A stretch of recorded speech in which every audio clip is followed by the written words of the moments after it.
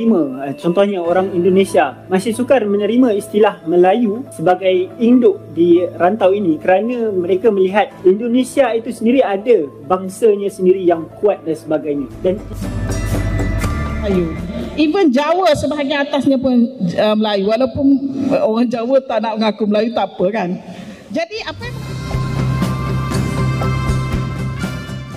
Hai guys, jumpa lagi. Kali ini kita akan membahas mimpi orang Melayu Malaysia.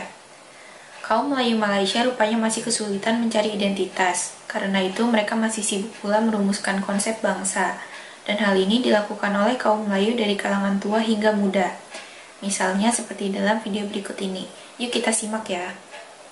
yang ketiga tadi, nation. Bangsa, saya rasa mungkin kita boleh persoal balik zaman sekarang. Bagaimana konsep bangsa, nation ini yang ditanam oleh Barat ataupun dibina oleh penjajahan, nation state dan sebagainya, akhirnya menyebabkan kita rantau alam Melayu ini masih sukar untuk menerima, contohnya orang Indonesia masih sukar menerima istilah Melayu sebagai induk di rantau ini kerana mereka melihat Indonesia itu sendiri ada bangsanya sendiri yang kuat dan sebagainya. Dan kita tidak boleh menerima satu kesamaan disebabkan oleh istilah nation yang dipaksakan melalui istilah Perancis ini. Jadi saya rasa mungkin kita di sini di alam Melayu perlu melahirkan istilah ataupun idea, kita gunakan di sini rumpun, macam-macam rantau dan sebagainya, istilah yang boleh menggambarkan Melayu itu sebagai satu tonggak di alam ini. Mungkin sebab tadi ada yang nanti akan pergi kepada Melayu sebagai etnik, ras, tetapi yang kita boleh pergi lebih besar. Kalau kita tengok dalam sejarah alam Melayu ini sendiri, bagaimana... Begitulah guys kebingungan kaum Melayu dalam merumuskan konsep bangsa. Bahkan mereka juga masih berambisi untuk membentuk bangsa yang besar dengan menelusuri sejarah masa lalu. Contohnya seperti video berikut ini. Malaysia ini, semenanjung Malaysia dan seluruh kawasan ini tenggelam pada tahun 6000 BC, 6000 tahun yang silam. 6000 tahun yang silam ialah bersamaan dengan zaman banjir Nabi Nuh alaihissalam. Maksudnya di sini banjir Nabi Nuh alaihissalam semua tenggelamnya seluruh dunia, bukannya semenanjung Arab saja.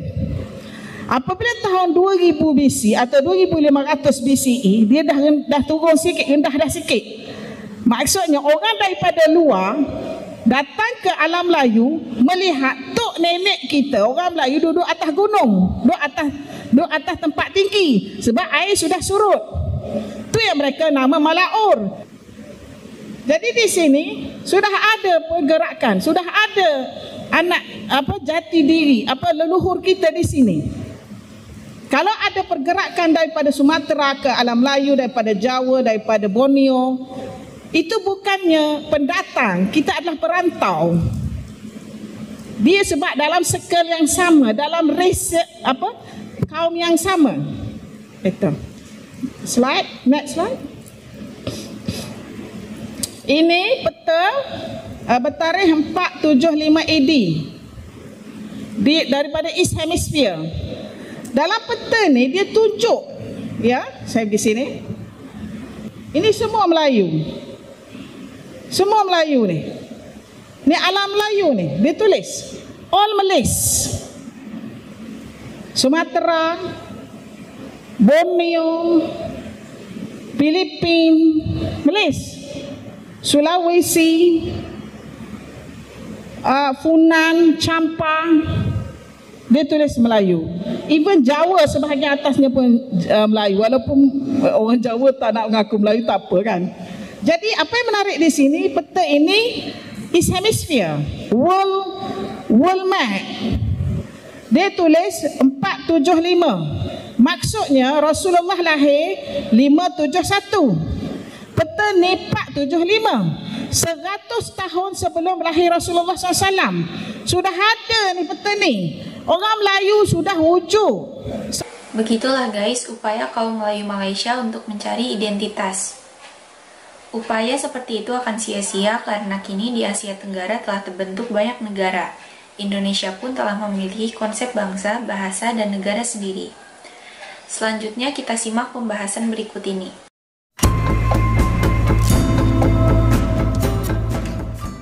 Itulah penyakit yang diderita oleh sebagian besar profesor Melayu Malaysia. Mereka cenderung mengembangkan pemikiran yang penuh ilusi dan tidak menginjak ke bumi. Cara pikir yang penuh halusinasi itu terus-menerus diwariskan pada generasi muda. Kalau mau berpikiran realistis, mereka seharusnya melihat keadaan negara Malaysia sekarang, lalu mencari solusi atas masalah yang dihadapi. Persoalan Malaysia sekarang adalah rakyat di negara ini belum sanggup membentuk satu bangsa.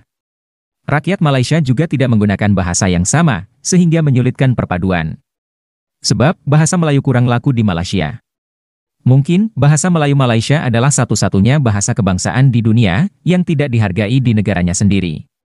Kaum Melayu Malaysia bingung, tapi Sultan-Sultan Melayu Malaysia hidup tenang. Pemimpinnya pun hanya sibuk berebut kursi parlemen.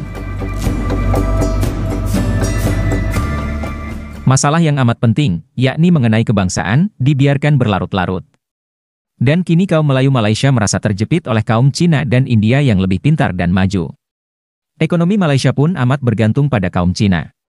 Sekarang, mereka juga semakin bergantung pada pendatang asing seperti orang Bangladesh. Tanpa pendatang asing tersebut, ekonomi Malaysia akan hancur karena kaum Melayu Malaysia tak sanggup bekerja keras. Kaum Melayu Malaysia telanjur kecanduan subsidi. Nah, kaum Melayu Malaysia tak mau menghadapi persoalan yang nyata di depan mata. Mereka malah lebih suka bermimpi untuk mempertahankan konsep Melayu palsu dan konsep keistimewaan Melayu. Orang yang jelas bukan dari etnis Melayu pun dipaksa jadi Melayu asalkan beragama Islam. Untuk menjaga konsep Melayu palsu ini, mereka juga terus-menerus mengais-ngais sejarah masa lalu, sambil menyalahkan pihak lain, misalnya penjajah. Cobalah kita ikuti cara berpikir mereka. Sejarah mana yang dianggap hebat? Kisah Candi Borobudur, kisah Majapahit dan Sriwijaya bukanlah milik kaum Melayu Malaysia. Karena kaum Melayu Malaysia kebanyakan hanyalah pendatang dari suku-suku di Indonesia. Kaum Melayu Malaysia dulu hanyalah pendatang seperti juga kaum Bangladesh dan Rohingya sekarang di Malaysia. Yang memajukan ekonomi semenanjung adalah kaum Cina dan Inggris, bukan kaum Melayu. Kalau kaum Melayu hebat, kenapa tidak mampu mengusir penjajah? Kalau Melayu Malaysia hebat, kenapa Sultan-Sultan Melayu malah memuja penjajah? Bahkan negara Malaysia pun dibuatkan oleh British. Sampai sekarang, tokoh pahlawan Malaysia masih berwajah British. Lalu, di mana kehebatan Melayu Malaysia? Sungguh malu, mengaku keturunan Nabi, tapi kaum Melayu Malaysia malah jadi penyembah British. Itulah yang bikin tertawa. Kaum Melayu Malaysia merasa jadi bangsa hebat, tapi setelah puluhan tahun diberi kemerdekaan tetap saja bingung dan tak sanggup merumuskan konsep bangsanya sendiri. Yang dipikirkan kaum Melayu Malaysia sekarang ini, sesungguhnya telah dipikirkan oleh para pemimpin Indonesia 1 abad silam. Sejak dulu bangsa Indonesia sudah mengetahui adanya kisah Majapahit dan Sriwijaya.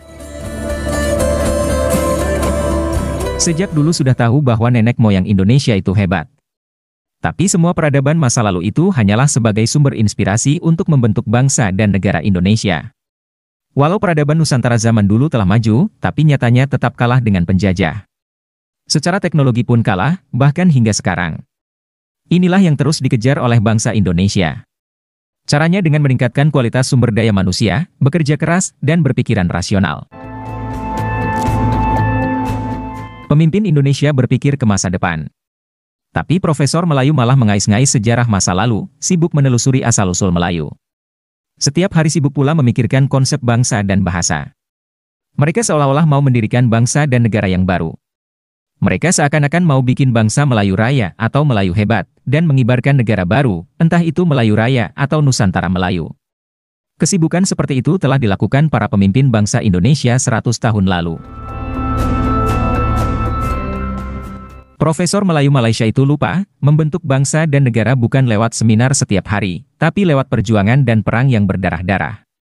Itulah yang dilakukan oleh bangsa Indonesia, Vietnam, bahkan juga Thailand saat menjajah sebagian wilayah semenanjung.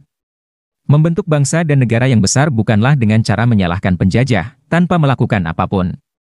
Membentuk bangsa yang hebat dilakukan dengan keberanian, bukan dengan sikap lemah dan pengecut. Suku di luar Melayu di Nusantara jelas tidak akan sudi disebut Melayu, karena budaya dan bahasanya pun berbeda. Mentalitasnya pun beda-beda. Kalau ingin memelayukan Nusantara, bukan lewat mulut, tapi berperanglah kalau punya nyali. Coba kaum Melayu Malaysia angkat senjata, lalu menaklukkan seluruh Nusantara. Itu kalau Melayu Malaysia punya nyali. Karena memang begitulah cara membentuk suatu bangsa yang besar dan hebat. Bangsa Indonesia pun berani berjuang saat membentuk Indonesia. Kalau tidak punya nyali, maka selamanya kaum Melayu Malaysia hanya akan terus hidup berilusi. Merasa hebat, tapi hanya dalam mimpi. Kasihan sekali kaum muda Melayu Malaysia, jika terus-menerus disuguhi mimpi seperti itu. Mereka menjadi kaum yang sombong dan merasa hebat, tapi nyatanya menghadapi Bangla dan Cina pun hanya bisa mengeluh setiap hari. Kaum Melayu Malaysia bagaikan anak kecil yang suka dongeng, dan mudah dibodohi oleh sultan-sultan mereka. Kaum Melayu juga tidak pandai bersyukur. Sudah diberikan kemerdekaan oleh British, sudah dibuatkan negara, tapi tidak berusaha mengembangkan negara Malaysia. Kaum Melayu Malaysia malah sibuk bermimpi, berhalusinasi sebagai kaum Melayu Mahawangsa, Melayu hebat. Tapi nyatanya, menghadapi krisis beras pun menangis. Nyatanya, menghadapi kaum Bangla pun bingung.